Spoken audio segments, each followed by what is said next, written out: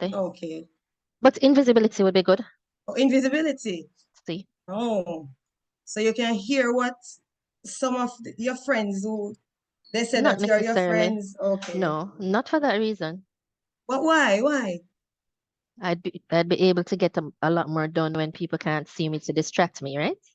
Wonderful. You know, I never Yeah. thought of that. Yes. Yeah, sometimes you feel like you don't want to be invisible for real. So you can get your work done. Miss Jones, Francis, that's Jones Strong, what about you? I posted in the chat, miss. Oh, you did? Yes. Yeah, I saw too. Aline said invisibility to be super healthy and to have the gift of healing. Oh my God, I would know exactly where to go, you know?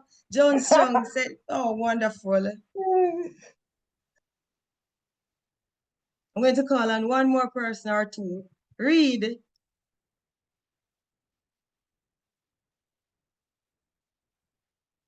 Or Chris Burr, that's the name? Chris Burr. yes. Have you ever thought of Yes, go ahead. Have you ever thought about it now that we're calling out superpowers? Which one would you want if you could choose one? Wisdom. Wisdom. That's a good one. Let me see which one I would want to choose. I'd go with invisibility, wisdom, stealing some of yours. Since Miss Hall has healing and Jones Strong has healing, I know where to go to get healing, so I'm not greedy. And time travel. I love time travel. I wouldn't go as far back as slave days, but I like the big dress wearing, like Gone with the Wind sort of thing. Yes.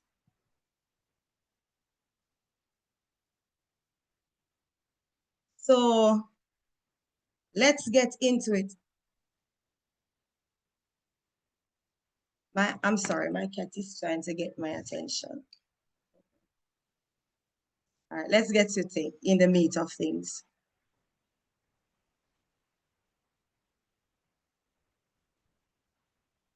The objective for today's discussion, team approach for enhancing workplace productivity,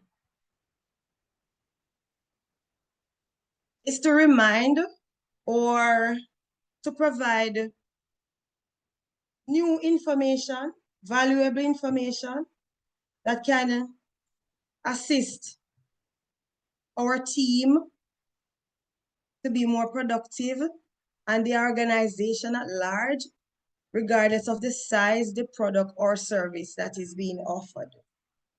So it's a general discussion on team approach for enhancing productivity.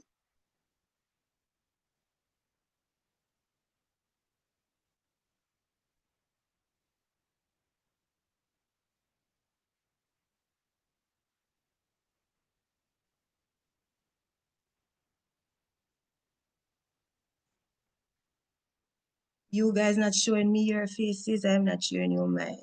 Love you. Okay.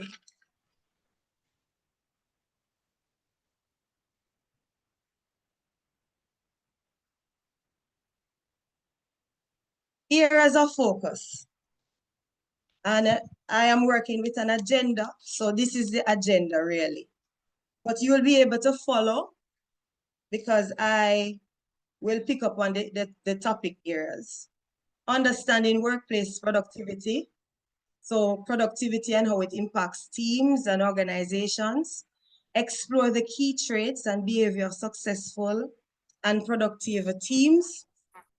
Next, characteristics of high-performing teams. Time management and prioritization. Leveraging diversity for creativity and innovation. Embracing diverse perspectives to foster creativity and innovative solutions. Team empowerment and motivation. strategies for addressing and resolving conflicts constructively, ways to empower and motivate team members to drive productivity. Okay. Definition. Chris Burke, can you read that definition for me, please?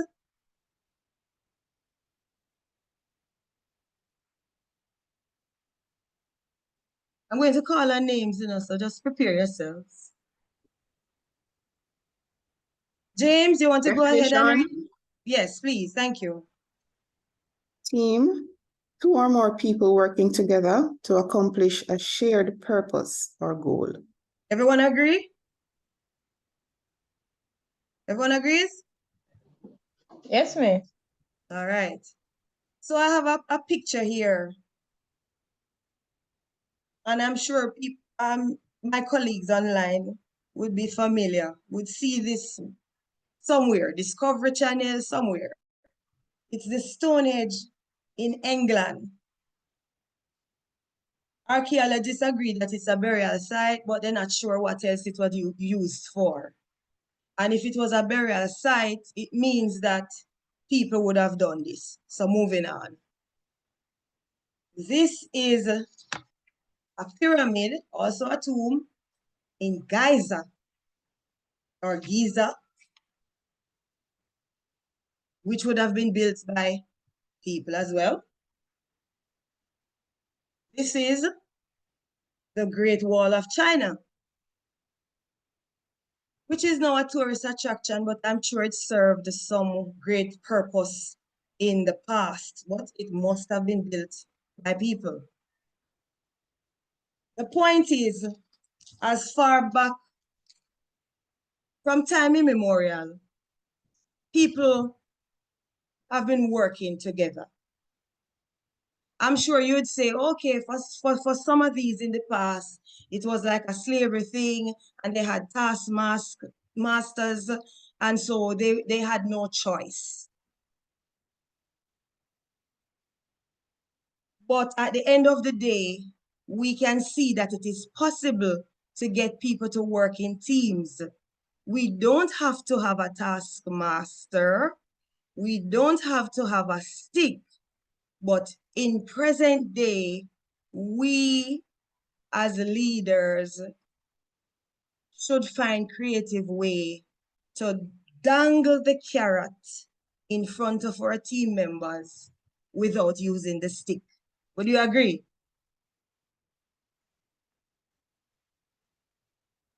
Yeah, I agree. Yes, I agree, totally.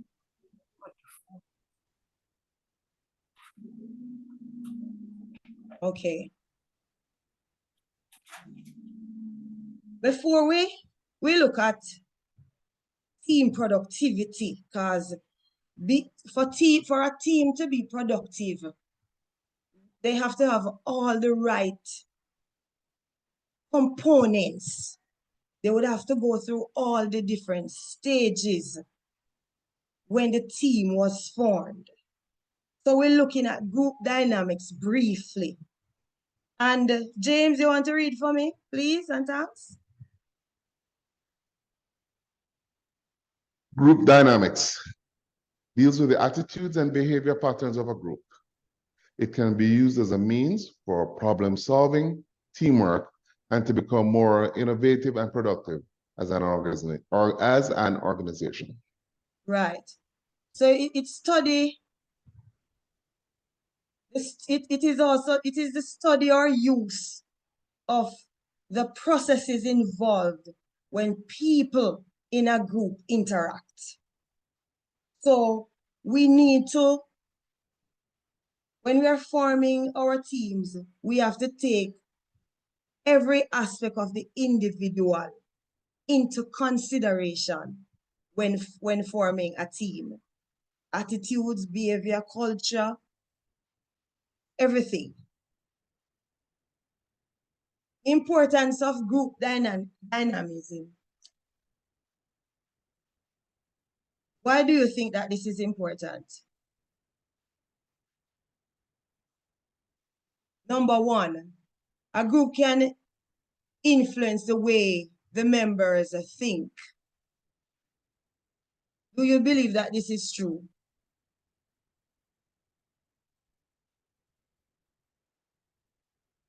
I'm going to call her name, Francis McKay or McKay.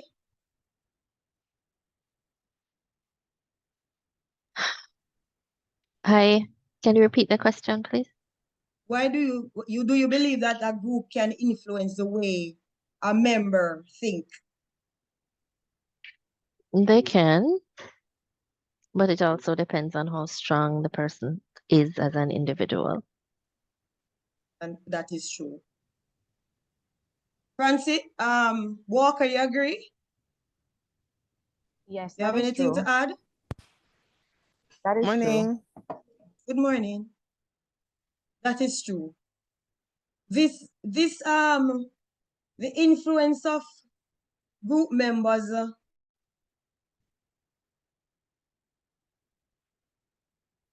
can sometimes result in groupthink, and groupthink is not necessarily a good thing.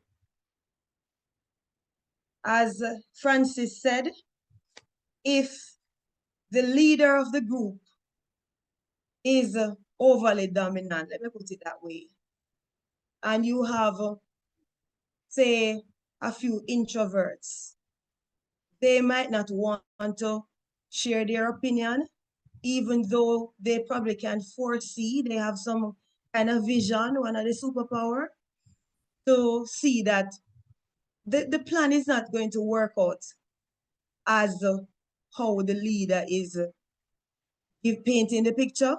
And so they might choose to agree rather than challenge the leader or the stronger members in the group. Agree? Yes, miss. I want to ask this question. A group with a good leader performs better as compared to a group with a weak leader. You believe this is true? Gordon? That is Gooden? true. Yeah, I was about to answer anyway. Oh, Thanks for calling, Money. Yeah, okay. that is true. But there's a but. But I like the but. Go ahead. He has to be able to articulate properly. You know, his vision, to be able to get it across to the other team members. And he's dominant, but if what he wants to have done makes sense, then there'll be a general buy-in. If it doesn't make sense to everybody and he can't convince them, then that is where the but comes in. Because yeah, that's where the but comes in. So he has to be able to articulate properly to get the proper outcome. That the team actually requires, you know.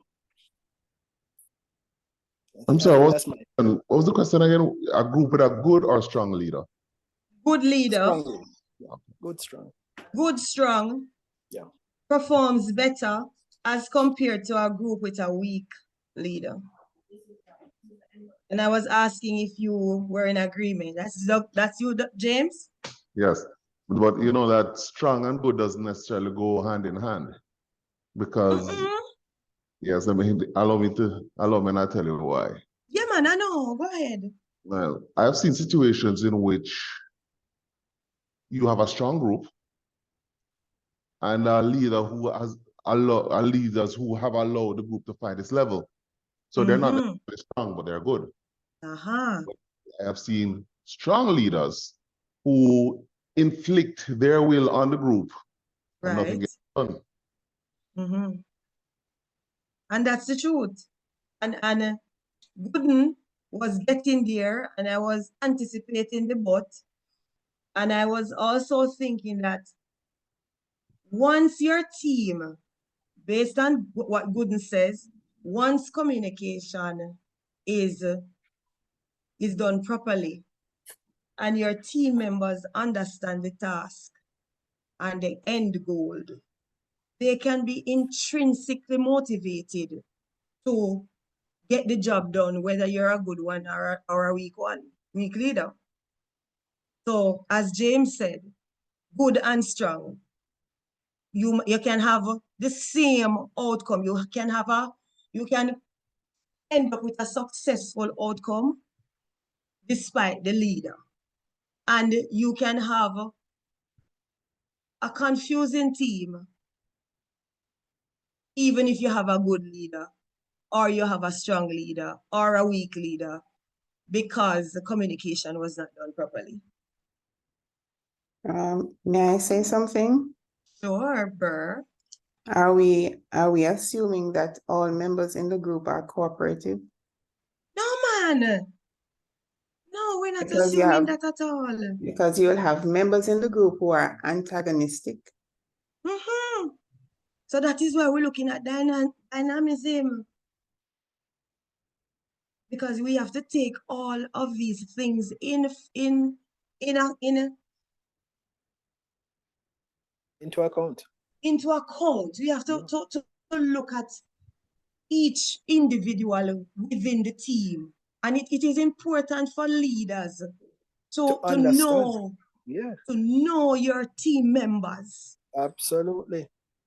Because you will have one that everything you say to he or she, they will be yes, and they will get it done. And you will have one, and the person will say yes, and still doesn't get it done. So you have to know. Decide that they're not or decide that they're not doing it. So exactly. Absolutely.